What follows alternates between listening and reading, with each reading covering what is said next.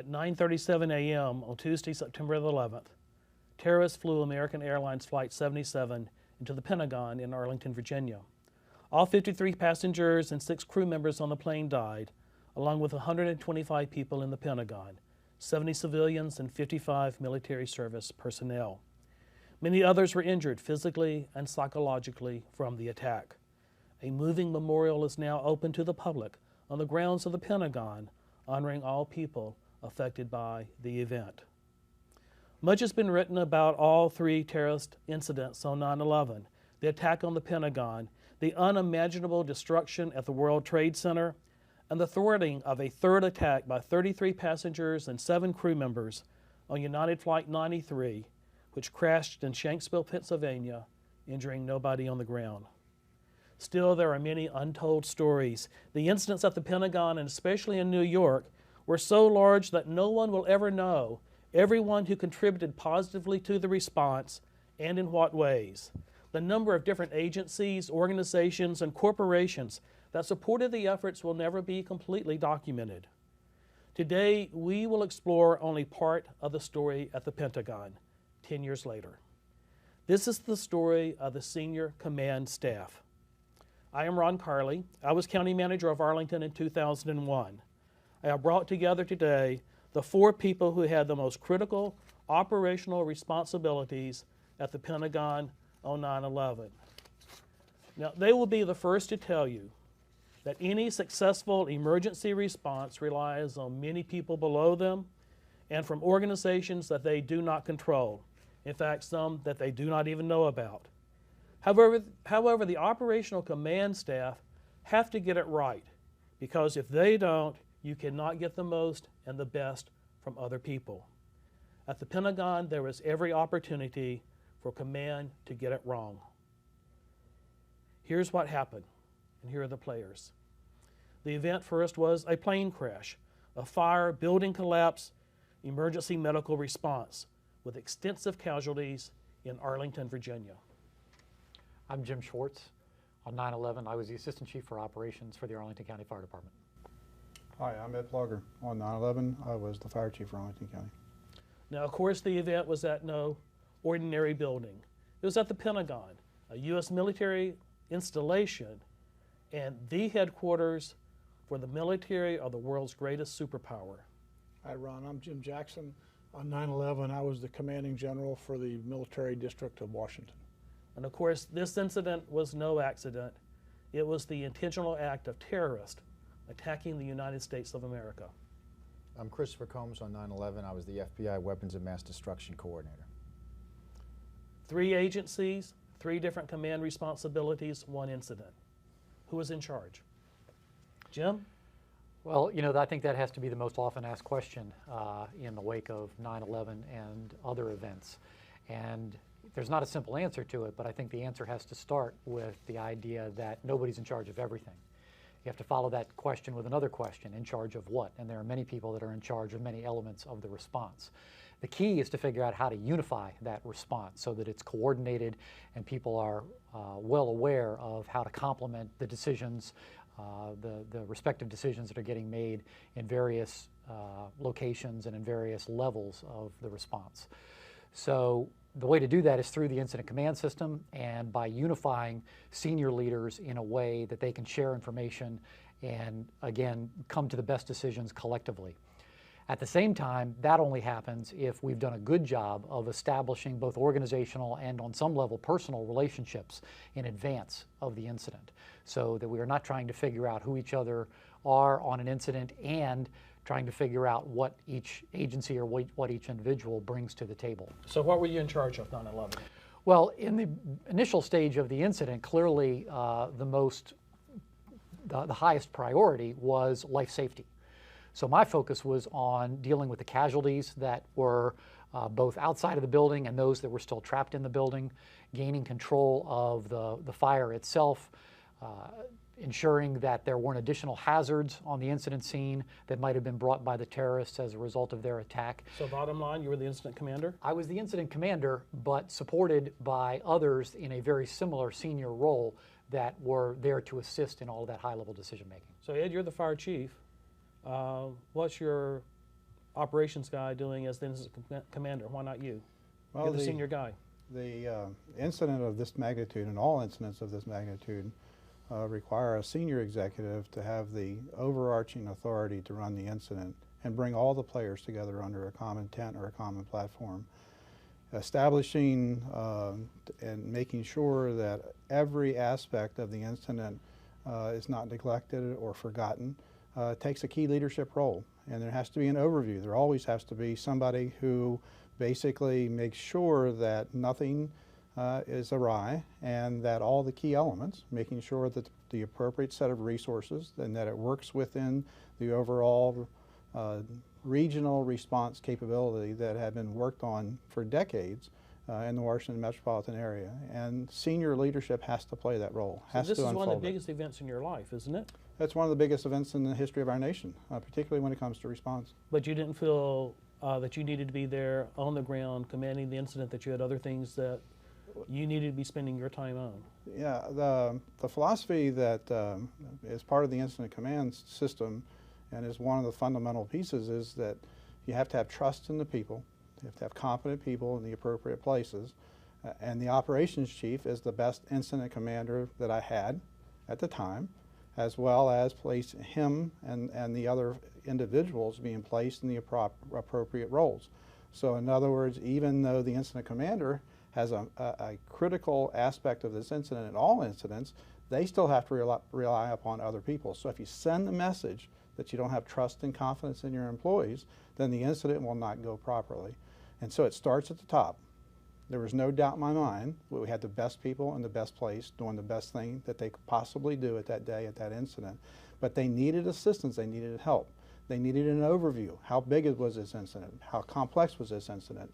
We knew that there were going to be mass amounts of additional players in this incident and that the incident had to be contained. And that was my focus right then and there, was to make sure that we got the incident contained so we could get our arms around the incident while we were focusing, Jim and all of his key leaders were focusing on doing their roles, which was assessing the incident, applying appropriate resources, and then making sure that throughout the entire process that we didn't injure or kill any additional firefighters, that we protected the community that we were responsible to protect, and at the same time make sure that the key players, and because it's a key government facility, that the key players were laced into the process. So this is all about continuing the relationships, affirming the relationships, and making sure that it all flows appropriately.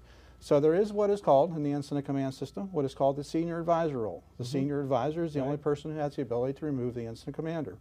That was the role I played that day. Okay. General Jackson, this is your building, though. This is the Pentagon. How do you let someone else command an incident of this national, international importance on your ground? I mean, this is not civilian territory. This is a U.S. military installation. Well, it was actually pretty easy. We went with the people who had the best capability to deal with the problem at hand, and that was the fire department. While the military's got assets, and we had actually some fire responders down there at the Pentagon. There was not really within our, it wasn't within our capability or our desire to command the thing at that time. So we went with the pros, and it was a fairly easy decision to make. So what was your role down there?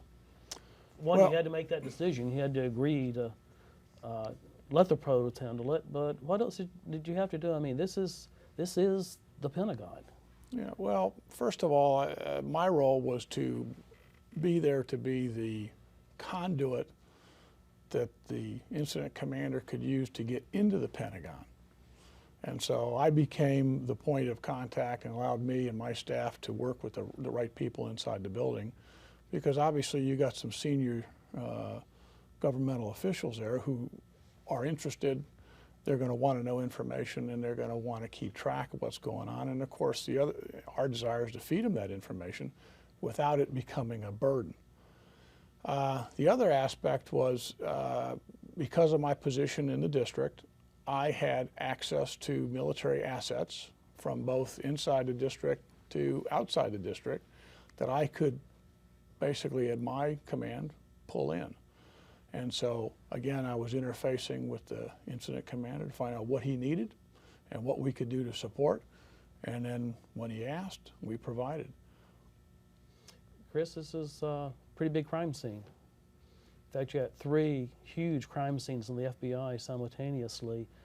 So how do you approach a working event like this, the fire collapse, and it's your crime scene? Well, when we look at terrorism scenes, we really break it into 3 phases. A lot of people ask me, how is it the fire chief is in charge of a major terrorist attack? The first phase of any terrorist event is usually a life safety. And as everyone's talked about, the only organization that can really do life safety and rescue is the fire service. So in phase 1 of that incident, we look to the fire department to be the incident commander. And then once we transition from phase 1 to phase 2, which is the crime scene phase, that's when the FBI is the incident commander. And then once we're done with that crime scene, we turn it over to a consequence management phase, which we would turn it over to FEMA, or in this case, because it was a DOD facility, we turned it back over to DOD as the incident commander. Now, at the early stages, this is all happening so fast, so how did you figure this out? How did you decide how you're going to establish unified command and not have chaos at the Pentagon? Well, let's acknowledge that in the beginning of any kind of crisis of this magnitude, there is chaos. Our job, one of our first orders of business is to try and bring some order to that chaos. So the chaos is part of the early stage of the incident, and it's through our tried and true practices of incident command, which the FBI had practiced with us many times before. One of those stories that you may have alluded to in your introductory comments that gets lost is that we had a major exercise in the Northern Virginia region the Saturday before 9/11 that all of the fire departments in the region and the FBI all participated in. It was a major chemical exercise that we did out in Fairfax County, Virginia. And that was one more of those opportunities for us to not only get to know each other, but figure out how we were going to interoperate with each other. And so coming together 3 days later, and it wasn't just that exercise that did this, there was already a great deal of understanding about how we were going to work together on this kind of an incident. And so by working together, you see who's got strengths and who has capabilities that you can rely on to, again, start to bring order to some of that chaos. I know, Chief Plaugher, you were really committed to building an organization that could respond to a terrorist, but you'd never had a terrorist event. In fact, Arlington had never even had a really major event in its entire history. It didn't even see a battle in the Civil War. And so how do you set a priority to spend time and energy on something that has never happened and may never happen again? It's always in the competition for needs and what's going on within your organizations.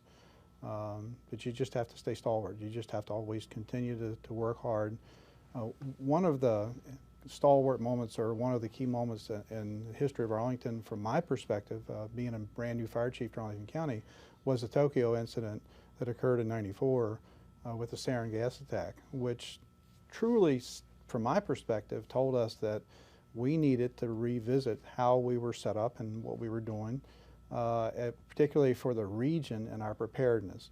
Once we started that, once we assumed the leadership role in Arlington to prepare the region for a chemical or a biological attack, once we started working diligently to make sure that we had the entire region on the same page, fire chiefs, police chiefs, working hard with the FBI on the command and control systems, making sure that we had everything working properly, it started to gain momentum. We started to receive federal funding. We started to receive federal recognition. We were making progress in the recognition that it was going to take the entire region to manage this incident. And so we continued in that vein. Was it difficult from time to time because of the competing needs of organizational and budget requirements and that sort of thing? Absolutely. Was it hard to get staff engaged and move them off other projects and that sort of thing? But some things you just have to believe in. Some things you have to realize that the potential is that great. I also realized, and I truly think every fire chief out there will recognize this, in that the real job of a fire chief is to assess risk and make sure their organization is aligned to meet those risks. To me, it was very obvious, being in the nation's capital, being on the door of the nation's capital, that we had a terrorist problem. and that we needed to be prepared for it. The region needed to be prepared for it. We had a great system for firefighting in Northern Virginia. We don't use political boundaries to determine what type of fire response goes to a community. And we just unfolded that throughout the entire Washington metropolitan region. A lot of it was built upon the platform of the Air Florida crash that had occurred decades earlier. And so we had a great foundation to build upon. We just needed to plug and play a terrorist response capability on it, and we needed to exercise it. We did exercise it on the grounds of the Pentagon. So you were inspired by or motivated by the attack in Tokyo and started work to prepare for a chemical attack, which we didn't have. We had a plane crash. And we've spent a lot of time since then preparing for terrorism. You're fire chief now. You've got to make the decisions he was trying to make then about priorities. Are we spending too much time on terrorism? Especially when you see the number of weather events that we've had since 9/11. Mother Nature's been much more effective than terrorists in attacking our country. Well, yeah, I think each community has to assess what are the most likely risks, what are the most likely events that they are going to encounter, and build their system to be able to react to those most likely events. Certainly, you know, in the Midwest, tornado activity is most prominent. In the Southeast, hurricanes, you know, as we start the new hurricane season now, are most prominent. And in many of the urban areas, terrorism remains somewhat of a threat. Now, how to measure that threat, I think, is less material than trying to build systems that are adaptable and that can deal with different kinds of threats. You know, when you talk about your preparedness activities, what you're really doing is building baselines of capabilities that can be used for a weather event or for a large fire, or in our case on 9/11 for an act of terrorism. So I think, you know, the term all hazards is used a lot. That term has to be used in a way that acknowledges that we can't prepare for everything equally, but we have to prepare for everything on some level, because every community could be touched by, you know, some sort of large weather event or an act of terrorism. You share that philosophy, Ed? Yeah, I was going to say, Ron, in addition, I think it's all about confidence and competence, and making sure that organizationally that the things you do builds organizational confidence and competence. And your approaches have to be such that they're building that they're always building the strength of that from every aspect of your response. Then if you haven't hit it perfectly right, airplane into the side of the Pentagon, which we didn't hit, nobody did, didn't hit it right. We knew that we had the confidence and the competence to manage that type of a large-scale, multidisciplined regional response, because we had built that confidence and competence throughout the entire system. That's stalwart. That is absolutely a fundamental piece of what every community needs to do, and you do that one day at a time. You do that every incident at a time. You plug out and use the incident command system every time. You reinforce those fundamentals and principles, just like they do in the military. They don't haphazardly do a small skirmish. They do everything appropriately at every time. And that's how you build the confidence and the competence. And we just took that model. We grabbed it from the military. I think part of what we're talking about here is that you're institutionalizing a lot of these behaviors. You know, right. when we started after the Tokyo attack, you know, with building new capabilities, we had an awful lot of people who didn't get it. We had an awful lot of people who were wondering, you know, I came into this business to crawl down smoky hallways or take care of sick people, transport them to medical care facilities, that sort of thing. Why are things shifting? And the reason they were shifting was because, you know, we evaluated the potential for these new and emerging threats to be different than they were in the past. And so, you know, this building of relationships is critically important. But you've got to institutionalize this, because, you know, when the general turns over or the chief retires or, you know, somebody from the FBI moves on to another assignment, the organizations have to be able to still function in the same way that, you know, the original leadership intended. So it's about institutionalizing these behaviors. Doesn't that speak somewhat to Jim's point of engaging people as far down in the organization as possible? Yeah. Now, they're working on all hazards approach over here at the local level. You live and breathe anti-terrorism every single day. People don't think of the FBI interfacing necessarily that well at the local level. And you watch TV and movies, and FBI comes blazing in with all their high-tech equipment and takes charge. What's your reality and experience there? Unfortunately, we suffer a lot from the Hollywood factor, which is absolutely would not happen.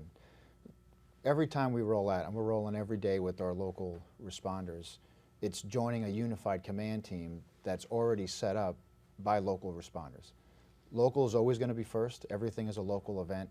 So when the FBI gets to a scene, whether it's 6 minutes into it like we did on 9/11 or it's an hour into it, we are designed to fit into the existing unified command structure that the locals have set up and be a partner in that. Again, even though 9/11 is a terrorism event, the FBI very honestly said we can't lead this beginning effort because we don't do rescue and recovery. So we turned to the fire department to say, how can we mesh our operations? You're the priority, there's no question about it. We still have to begin a criminal investigation, but how do we do that not adversely affecting what you have to do? So if I'm a local fire chief or a local city or county manager and I don't have relationships with the FBI, who should I be talking to? The first person everyone should know in the FBI at an operational level is the WMD coordinator, the Weapons of Mass Destruction coordinator. That individual's job, his function in life, is to effect liaison with our state and local partners for terrorism response, or any kind of response where the FBI is going to a scene and interfacing with state and local partners. That is your operational component for the FBI. So that's the first level. And then up to the special agent in charge, the SAC, where the chief, the county manager of those agencies need to know that individual, because the special agent in charge is really that first federal person who will be on scene, who can command the federal resources and request additional federal resources from outside of that region to come in. And it's important to have those relationships, as the general said, from the chief to the special agent in charge, through the operations staff to that WMD coordinator. Thank you. Now, the Pentagon's, of course, unique. National Capital Region's unique. Though we got military installations all over the country. And so what should local leaders and installation base commanders be doing in terms of establishing relationships? Should they be? Does it matter? Oh, absolutely, and it's happening every day. You aren't going to go to any single military installation in this country, and if you find the garrison commander and he doesn't know who the people outside his boundaries are that he's going to interface with, you might as well get rid of them. I would tell you within days he's going to be making those links. Is very early in his assumption of duties, he's going to be taken downtown and introduced to the right people, because there's a variety of good reasons for it. You know, if there's an incident that happens outside his base, he may have resources that other people need, and they're going to want to know who to go to get those in a very rapid situation. If he has a problem on the base, he's going to rely on assets coming on board. For instance, at Fort Myer, if there's a problem, the fire department responds and helps to respond at Fort Myer, because they only got one small station on Fort Myer. And they rehearse that periodically. And so it's all tied to knowing how to deal with a situation on the ground, at least in the broad framework of it. There's basics to every incident. You got to deploy, you got to assess, you got to start making some plans, or at least identify some plans. You got to evaluate those plans, you got to pick one, and you got to execute. Mm-hmm. These guys all go through the same kind of process that we do. And so what you do is you come together to be able to figure that out. And that's why those relationships are important. And they're happening every day out there throughout this country. I want to talk a little bit about some of your personal reactions, if I may.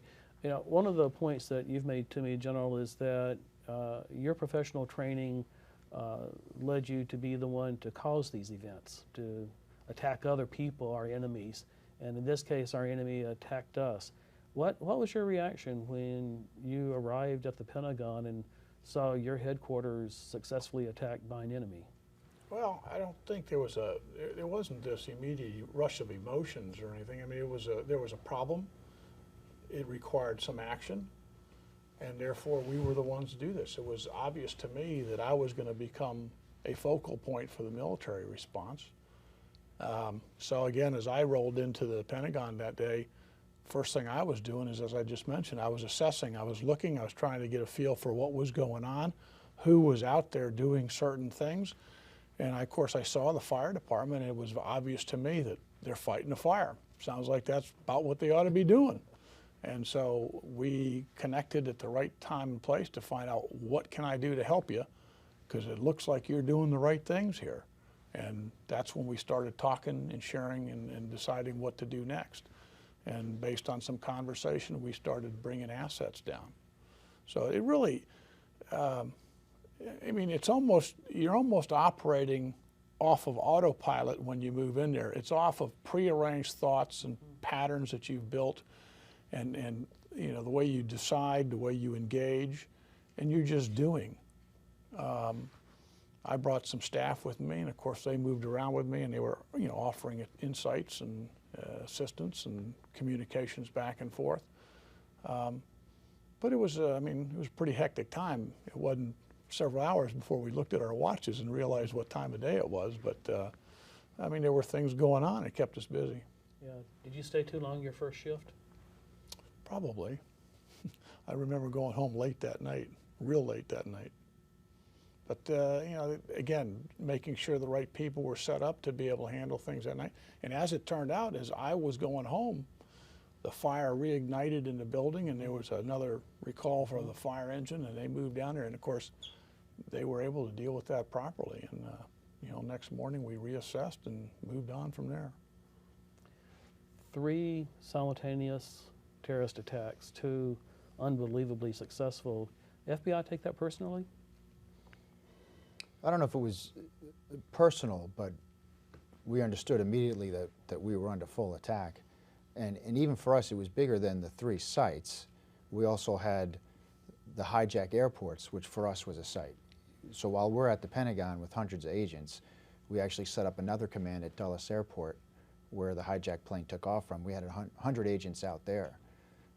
So with us, we very quickly had to break it down into different components. We had our response component to the sites, our investigative components to those hijacked airports. And you didn't know if it was over. And we didn't know if it was over. In fact, we were receiving immediate intelligence that a number of jumbo jets coming across from Europe accidentally had tripped their hijack messages to tell us they were under hijack coming in.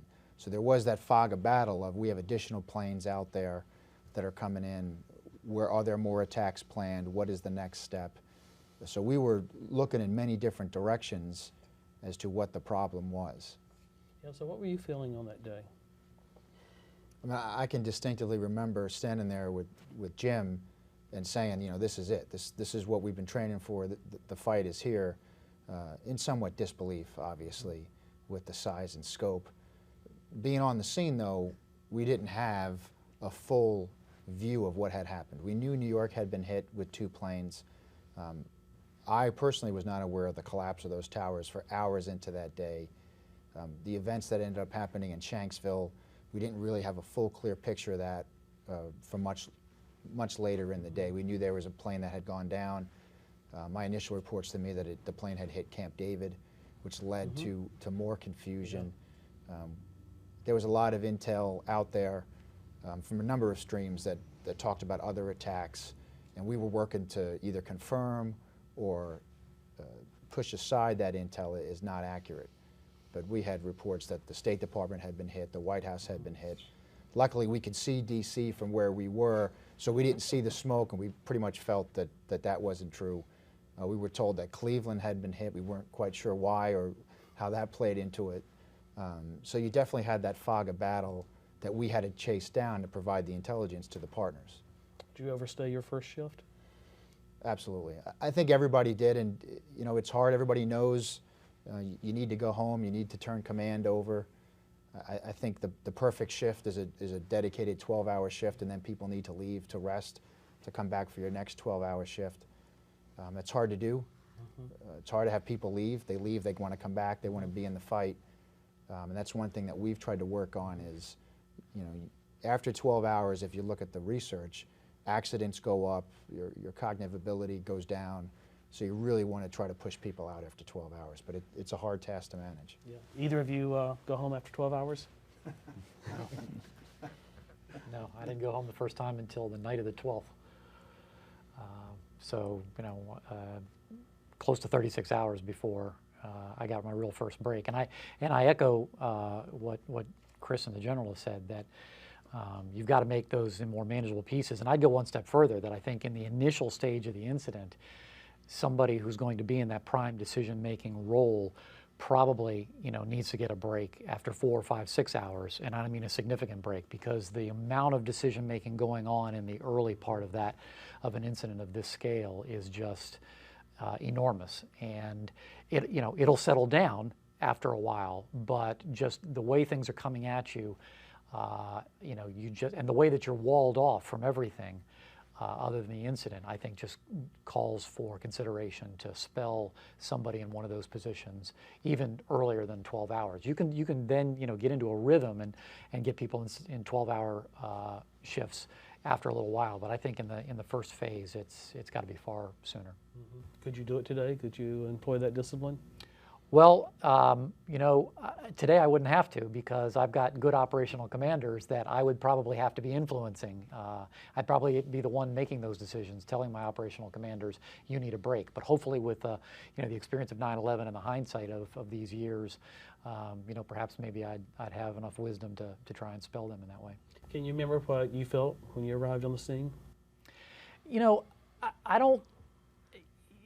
Clearly there was a sense of awe, but I think it was somewhat tempered by the fact that we were watching the images in New York evolve before it happened at the Pentagon.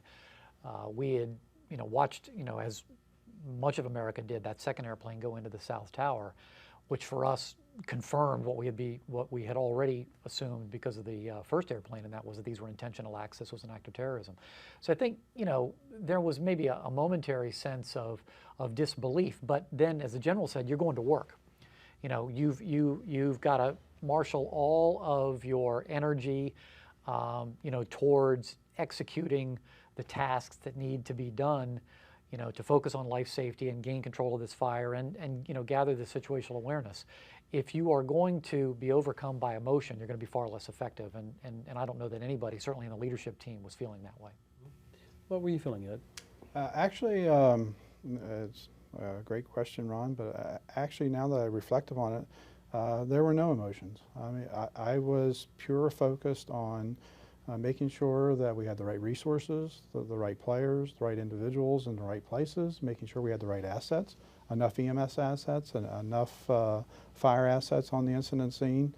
And actually, I think it was a couple of years later before any emotions really started to come back in. It was pretty remarkable, because I'm a pretty emotional guy, and the department knows that. But at the same time, I basically didn't know I had the ability to just turn them off, and just went to work. Commandeered a helicopter from the Park Police, made sure that we understood the complexity of the incident, made sure we understand how much of the Pentagon, 6.6 million square feet, was involved in this incident. Did we have enough assets and resources? Did we have, there was 24,000, 25,000 people at the Pentagon. Did we have enough EMS assets to deal with the consequences? Was it laced with a chemical or a biological? Was all those things to work? I was also wearing at the same time the county's emergency coordinator hat, so I also had an emergency operations center, which had a guy who had been there one day who was operating the emergency operations center as part of your team there. And so I'm not really sure I had room for emotions. I really don't. And now that I think about it, I probably didn't have room for emotions. Is that true? Is that a similar story for each of you? Yeah, I mean, you're into that almost muscle memory at this point. You're just going with what you've been trained to do. Yeah. There was some thought, though. I mean, every once in a while where you had a brief moment, for instance, some of us knew people who were in that building. And so you'd have these flashes periodically, but then you'd come back to reality, and you couldn't allow yourself to go down that road. There'll be time later to grieve. Right now, the mission at hand is to get this area fixed and get it under control. And when you're working with guys who know what they're doing, it's not hard. You kind of saddle up together and off you go. And focus on mission. Sure. Well, and you asked about going home. I went home, but I didn't go home. So I just might as well go back. I mean, so it was one of those things that it wasn't even any use for me to be there. Just shower, change, and go back. And I did. And because it's not something that... you can't go home and lay down and go to sleep, can you? Oh, no. I mean, you can go home, but you're not going home. So, I mean, it's one of those situations.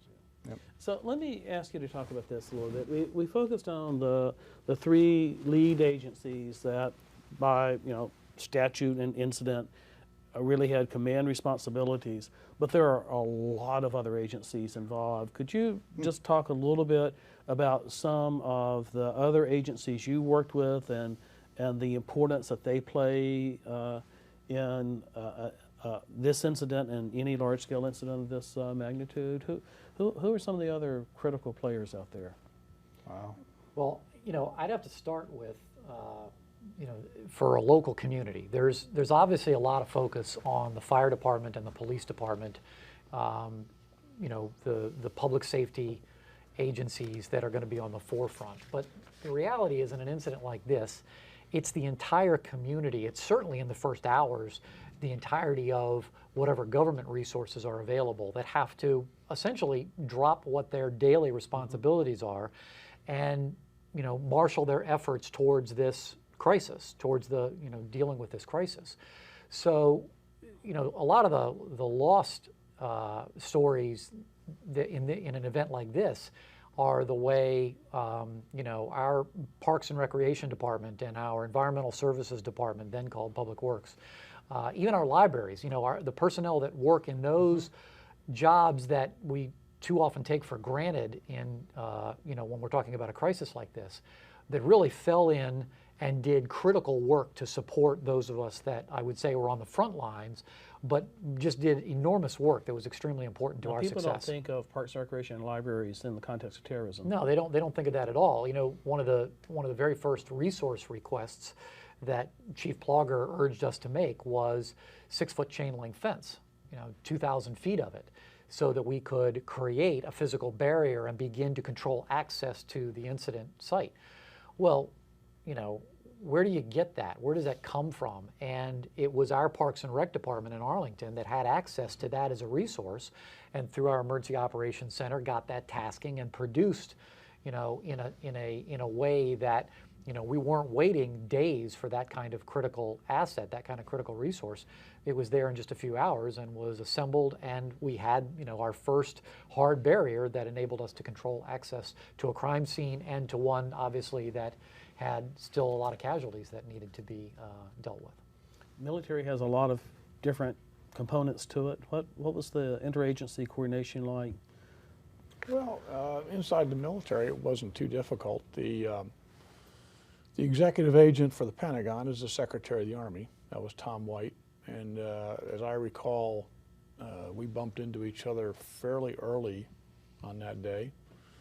And I was informed officially that I was going to be the guy. Of course, I'd already assumed that, so it wasn't a big surprise. It's good to know that you're supposed to be in charge when you are. But it was a formality, but it was, it was appropriate. You have all the contacts within the building, the different services and the different offices and so forth that had to be addressed, and people wanted to know what was going on. On my side, though, I think one of the organizations we dealt with routinely was the Arlington Police Department too. They were all over the place, sealing off the roads for us and allowing the right people access. And that was a fifth guy who was in the room with us usually, talking to us about, what can I do? What do you need from me?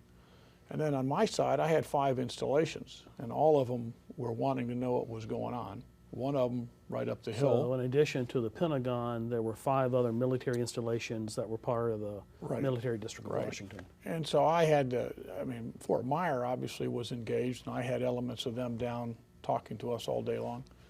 But Belvoir was involved too. And then Fort Hamilton up in New York was involved in providing assistance down to Ground Zero. And so at some point in time, I was put on the phone talking to my people up at Fort Hamilton, asking them what they were doing and what was going on up there, and kind of got an earful from them too. So it's just a matter of balancing your time and coordinating with them. But the other organization I think that needs to be mentioned here is the actual families that were involved. What took place right away was a lot of confusion and people basically going out of communication links with their families. Families heard about it and immediately wanted to know where their loved ones were. Well, no one knew because they were all scattered, they were all gone, they were out doing things. That many of them were out helping injured people until we got enough workers down there to replace them. And then there was a lot of phone calls coming in from around the country, and how are you going to manage that? You know, people from California calling about, you know, son who was working in the Pentagon. And the families actually, the wives actually got together and set up a calling bank, and they were basically fielding phone calls. And they did that for several days. And that wasn't a pre-planned response, that was a reaction to the realities of the moment. Yeah, it was an understanding that there were going to be people concerned around the country, because the military is not a local organization. I mean, they come from all over the country, and so there's going to be people calling in from all over the place wanting to know where their nephew, their niece, or cousin, or whatever is. And so there had to be a way to do that. And so they set up a number, posted it out on the wire, and people started calling. And they ran this 24 hours a day with multiple wives. All the senior wives participated in it, and they were answering all sorts of strange phone calls. Strange being, has anyone seen my son? Well, who's your son? And trying to figure out, now, where was that person? Was he assigned to the Pentagon? All they knew that he was working in Washington. They assumed the worst and may or may not have even been there, but someone had to go find out for him. And so that took place. So there was a lot of those kinds of activities going on, and the family certainly coalesced around those things and were very, very helpful for us. Yeah, it seems to be one of the pieces that's easy to miss when you're in that operations mode and you talk about being really focused on the mission and not being emotional. There are a lot of other people out there that are being very emotional, mostly from not having knowledge about where the loved ones are. Oh, exactly. And see, I mean, Tim Maude was killed, the senior ranking guy. Well, everybody knew who he was. We all knew him. And so you can imagine the relationships of the families and everybody starting to deal with this. So, and I'm sure there were more of that. But so it became a very personal event to those people, and they were, one, very willing to do it, but again, it isn't a very pleasurable kind of thing to do. That's tough. What about agencies that FBI worked with that were really important to you? Well, I think the biggest help to us as the FBI was FEMA. A lot of people think of FEMA purely as the post-hurricane or natural disaster. But FEMA brought in their urban search and rescue teams that obviously assisted the fire department. They did a lot of work with our evidence teams as well. And FEMA really helped the Bureau with the logistics, the size of the logistics package. One of the issues that FBI had at the Pentagon was so much of the FBI logistical package was going to New York that we needed some assistance at our scene, and we turned to FEMA. And they really provided expertise that we don't have, to be quite honest with you, and resources to help us do our job at the Pentagon and supporting our efforts. So I don't think FEMA gets enough positive praise, and they were indispensable. You know, Ron, Jim might be able to answer this a whole lot better than I can, but there were search and rescue elements from around the country that came in. There was a civilian response that came in and overtook the south parking and set up food and other facilities there that I didn't find out till about day 4 they were there, but someone else did. I mean, they were getting fed, and they were providing all this stuff free gratis to everybody on the site. So the response. And the food stations were being inspected by Arlington health inspectors. Yeah, probably. To make well, they were to make sure that the food was actually safe. I mean, you know, you can injure people in a lot of different ways. But you had people like, you had the Salvation Army down there, the Red Cross down there. They were giving out, it was a very warm day, and you know, none of us showed up with gallons of water, and they were providing water, Gatorade, and things like that to keep the young soldiers who were out there working out in the sun all day long, keep them hydrated so they didn't go down. So this goes on, and I don't know, I can't cover everybody, and I apologize if I've left anyone out. I don't think any one person knows everyone else. It was how a tremendous how about response. local law enforcement? Well, How's that interface for you? It was great. The Arlington County Police Department, who had a rep to Unified Command the whole time, did a phenomenal job. You know, one with their evidence teams that we integrated into the FBI evidence teams, and then setting up that security umbrella around the incident site. Arlington Police and the Virginia State Police did a fantastic job in limiting that access, because as Jim said, it's a crime scene, it has to be limited, but also from the safety perspective of secondary attacks. I think we've all trained now to the point you have to be aware of secondary attacks, and you need a good security posture to do that.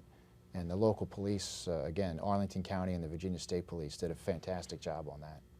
You know, Ron, it's probably a good time to talk a little bit at least about the need for building systems that acknowledge regional cooperation, that certainly a community like Arlington for an event like this, but even New York City, one of the most resource-rich jurisdictions, you know, arguably on the planet, was in need of assistance on 9/11. Now, of course, their event was much larger than the Pentagon, but I think both incidents speak to the need for developing relationships, you know, across jurisdictional boundaries. As Ed mentioned earlier, you know, this whole notion in Northern Virginia of essentially eliminating the jurisdictional boundaries provides for the most effective response on a daily basis. We get services to those in need faster when we don't worry about, you know, whose insignia is on the side of the fire truck or the ambulance. Well, that system, which was in existence then for, you know, 25 years on 9/11, played enormous dividends because we could call on jurisdictions that were part of our daily operating system who knew exactly how to fall in under our incident management system. They knew our standard operating procedures because they used the same ones. Our communications interoperability, at least out of the Northern Virginia units, was virtually flawless. We had to put some things together for some of the other units coming in from elsewhere in the National Capital Region, but there was an effective way to integrate those resources into this common operating system because we did it on a daily basis. Mm-hmm. And the fact is that when you're dealing with a crisis response, a large-scale incident, there isn't a community in this country that can deal with it by themselves. They're going to be looking for help somewhere. And you know, the more they can build those relationships and build those capabilities, build those systems in advance of the incident, the smoother it will go once they're faced with that crisis. The 9/11 Commission described the response of the Pentagon. Actually didn't discuss it a whole lot. There's very little text devoted to the Pentagon response, and described it as mainly successful for most of the reasons we've been talking about, but they said that no event is flawless. So, you know, what if anything would you have done differently? Yeah. Yeah, that's always a very tough question, and I get asked that question a lot. It's a very tough question for me because I think the crews and the individuals and all of the partners that we had there, and they truly were partners, performed extraordinarily. And so anything that would be said would be construed to be somewhat of a criticism. And I don't want anything I say to become a criticism, because there is no criticism from my standpoint for any of those partners. The working out of the ability to communicate across the wide spectrum of an incident like this, I think could have been and should have been, and hopefully today will be improved. It is a very, very difficult and complex array of individuals who have to be there. I mean, just think of the transportation people. Just think of VDOT, who's trying to get traffic to and from up and down 395 and on the interstates through 66, that have to know what's going on because they're part of the process for solutions. And you've got to work that. I mean, the Joint Operations Center, where we had over 60 players there being fed information on a daily basis, that has to be improved and seamless. I think it's a great place for new technologies. I also think it's a great place to affirm the systems that we have and make sure that we don't leave a key player out. I'm thinking back now that one of the key players in this whole process was a medical examiner from Virginia. I mean, she had a role to play in this incident. And how are we going to manage that particular aspect of this incident? And I think that happens in every major incident. You can't ignore the medical examiner, the constitutionally required aspects that have to occur when a death has occurred. And how do you bring those into the process, and how do you make it all work seamlessly? So it's communications. It's continue to hone in on your communications. I think I would focus more on that in the future. So I truly would. If people are doing their plans and doing training and testing, that's one of the key areas you zero in on. As well as redundancy in communications. Okay. And make sure you have multiple ways to get information to people. Multiple. If they get the same message 3 times, that's better than getting it none. What would you have done differently? Well, I think I'm in an enviable position because I left the Army a couple years later, and in all honesty, since then, since I've been going back and seeing what the guys done, they've implemented many of the things that we wanted to do. Dovetailing on what Ed said, the command went ahead and restructured itself, knowing that we were going to be in the National Capital Region come, whatever, we're going to be here. We're an asset available. Why not roll us under NORTHCOM, which has the responsibility for the military for the northern, or for the continental United States? We went in and presented that as a plan, and that was accepted. And so So basically what you created somewhat ad hoc on 9/11 has been institutionalized? Exactly. It's been institutionalized and been helped to fund with some joint money to be able to do some of the work they need to do.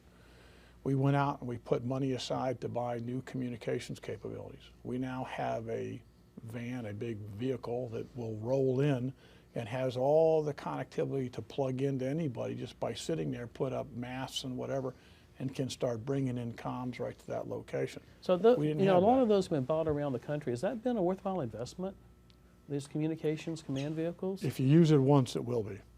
Yeah, I have to agree that communications is at the heart of this. I mean, you can do all the planning, that the pre-planning and even the exercising and building these systems that we've been talking about. But if you get on the incident scene and you're incapable of communicating with each other, and again, with people oftentimes outside the incident scene. I mean, there were times on this incident scene where we had to be party to secure communications that couldn't be shared outside traditional means. So, I think some of these capabilities are absolutely essential, and I would echo that when you need them, there isn't a replacement for them. There isn't an alternative. Now, have we overinvested? Have we missed opportunities to share some of these resources? Perhaps. I mean, certainly on 9/11, our fire department did not have that kind of command pod or command capability. We had to initially use our police departments, and when that was less than adequate, we actually were afforded the opportunity to use that from the Fairfax County Police Department. But harking back to something I said a short time ago, that came as a result of these regional collaborative relationships that had really matured to a state that they weren't questioning why they were giving up a fundamental resource that they had. They simply knew that it was critical to supporting the overall effort. But if there had been an attack at the CIA or Fort Belvoir? Well, the regional system would have provided for another command unit that would have taken their place out there. And again, that's one of the beauties of having a system that acknowledges that your capabilities don't stop at a political boundary, at a jurisdictional boundary, that you can move resources up to fill in gaps as they continue to occur. So I'm hearing that similar theme of the importance of institutionalizing relationships and capability. Well, and you asked the question about, is it a wise investment for those types of units? Remember, it's only an investment, and the investments will not solve the problem. It is cooperation. It is making sure that you've built your proper alliances. It is making sure that you thoroughly understand who needs to be communicated to about what, and make sure that all those processes are in play. Having the physical resources to do that is critical, absolutely critical, but not the absolute essential piece of this whole thing. It's the complete package of communications. Should have done anything different? I don't know if we would change a lot of things. I think post 9/11, the Bureau has made some very substantive changes. The Bureau has always been investigatively focused, where now, obviously, it's still pre-terrorism investigatively focused, but around the country now, the Bureau has created more response elements that operate with first responders day in and day out. I think that's a very positive development. I think the relationship that the FBI has now developed, not just with law enforcement, but with the fire service, as well as emergency managers, public health, I think that has gone 100 miles down the road than what it was on 9/11, where traditionally the Bureau was very law enforcement focused. And in some of the bigger cities, we had really stretched out to the other members of the response community. Whereas today, through this WMD program that's out there, we're talking to emergency managers, we're talking to fire, police, hospitals, so that we have a real team approach to responding and dealing with terrorist attacks. I think that's probably the best thing we've done. Yeah, what worries you today? You know, what worries me, we talk about investments and what's a wise investment and what's not.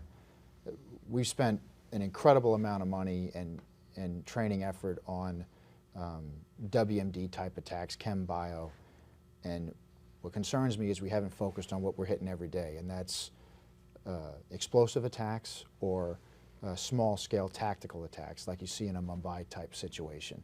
All training is good, working together on any scenario is good, but what worries me is conventional explosives and small scale attacks like you saw in Mumbai, and I wish we could drive more of our training to dealing with those type situations, because I think it's much more practical and we see it every day around the world.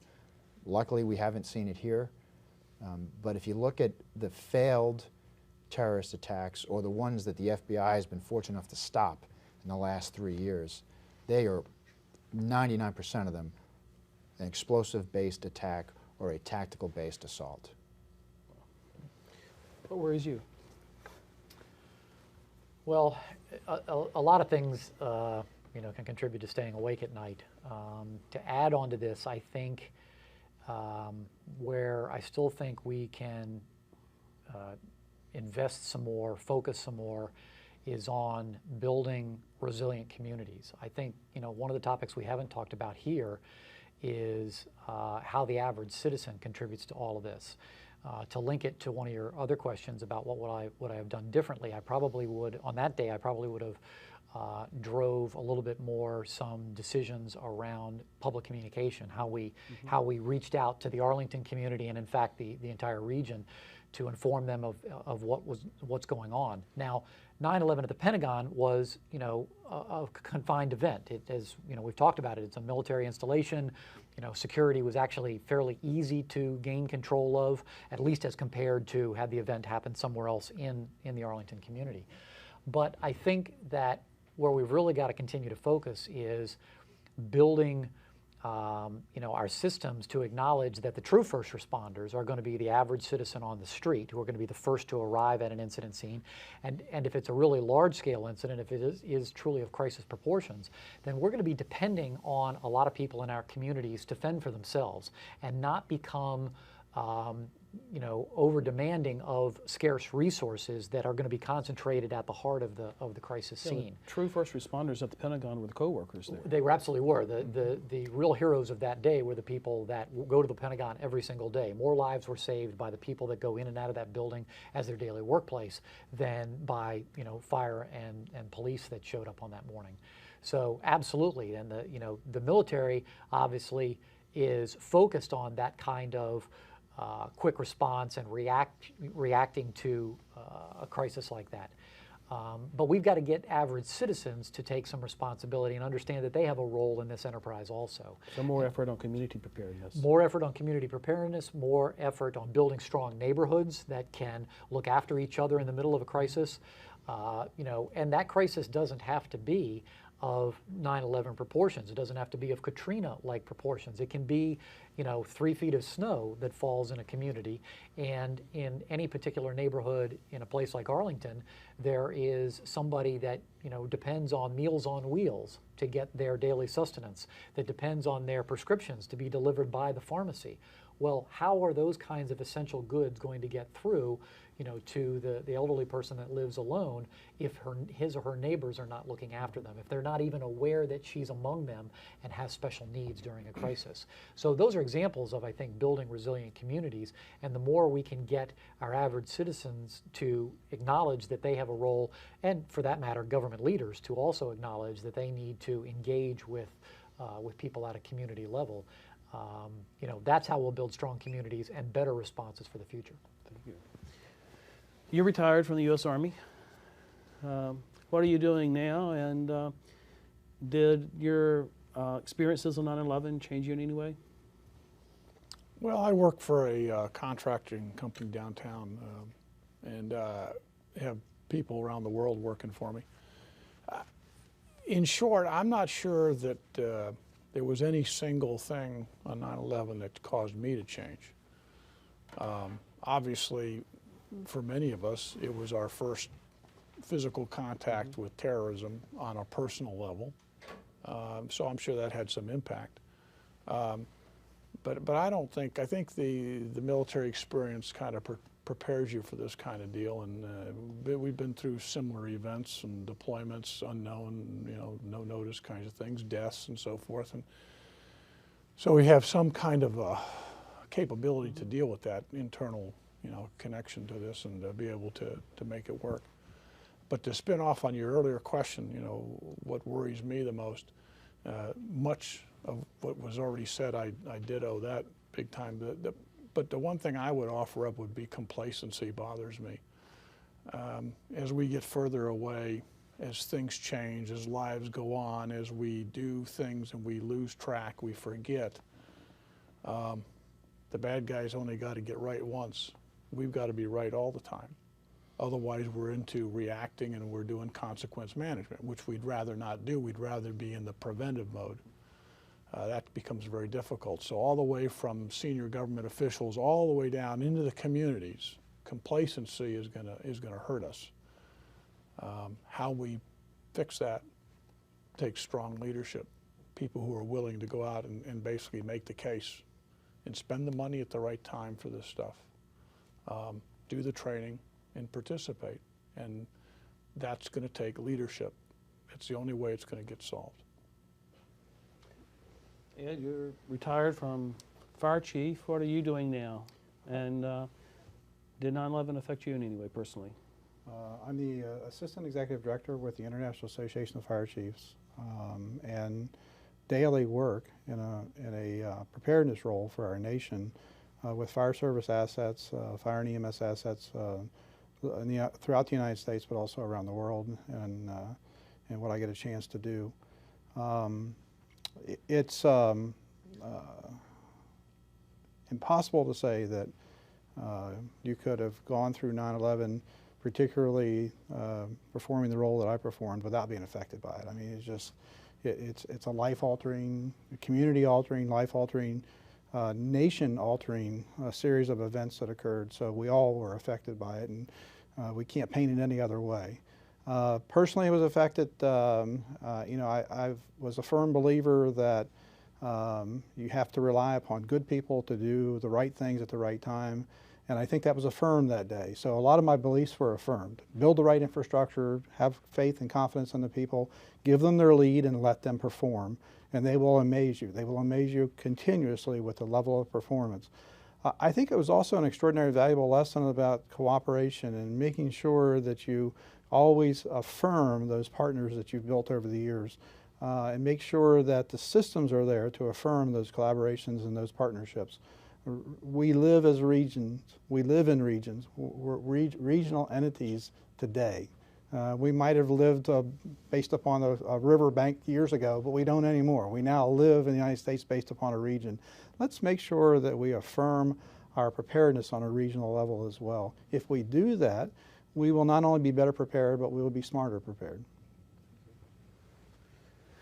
So you've gotten a promotion since 9/11.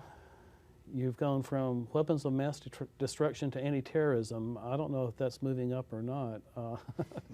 So what are you doing today, and did 9/11 affect you in any way personally?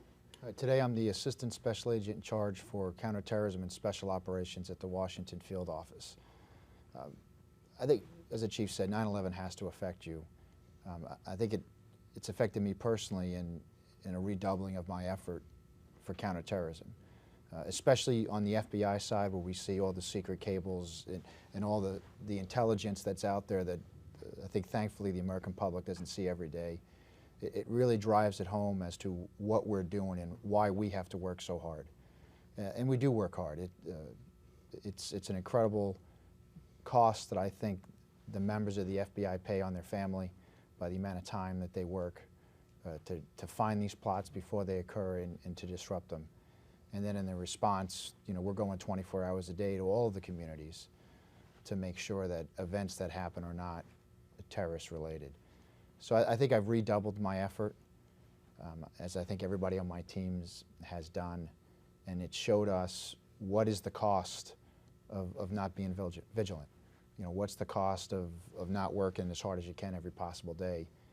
Because all it takes is that one goal, and then hundreds of people can be killed. You've gone from assistant chief to chief. 9/11 changed you any? Well, I think it's brought a lot of the things that, that we prepared for in advance of 9/11, it made them real. So there's a certain satisfaction that we were on the right track and that we built some effective systems and capabilities that could react effectively to an event like that.